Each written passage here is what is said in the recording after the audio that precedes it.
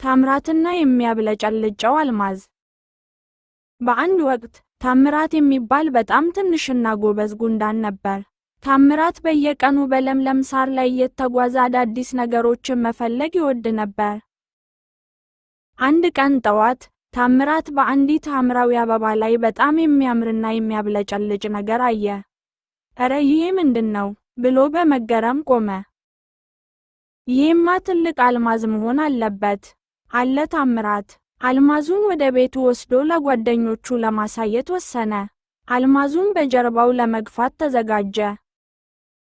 ታምራት በሙሉ ኃይሉ ቢገፋ፣ አልማዙ ግን ፈቀቅ ሊል አልቻለም። በጣም ስለደከመው ከጎኑ ተቀመጠና ትንፋሹን መለሰ። "ይህ አልማዝ በጣም ይከብዳል" ብሎ አሰበ።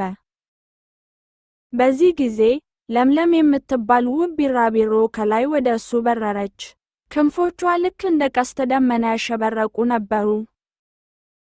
ለምለም በአበባው ላይ አረፈችና "ታምራት፣ በዚህ ጠዋት ምን እያደረግህ ነው?" ብላ በለስላሳ ድምፅ ጠየቀችው። ታምራትም የደረሰበትን አስረዳት። ለምለም ሳቅ አለችና "ታምራት፣ ይሄ እኮ አልማዝ ሳይሆን ንጹሕ የውሃ ጠብታ ነው" አለችው።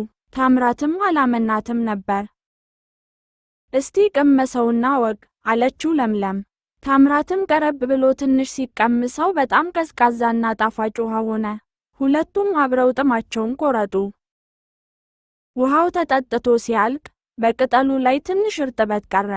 ታምራትና ለምለም በእርጥበቱ ላይ እየተንሸራተቱ አብረው ተጫወቱ። ፀሐይዋ ደምቃ ወጣች። ታምራትና ለምለም አዲስ ጓደኛሞች ሆኑ። ታምራት ከአልማዝ ይልቅ ውሃና ጥሩ ጓደኛ እንደሚበልጡ ተረዳ።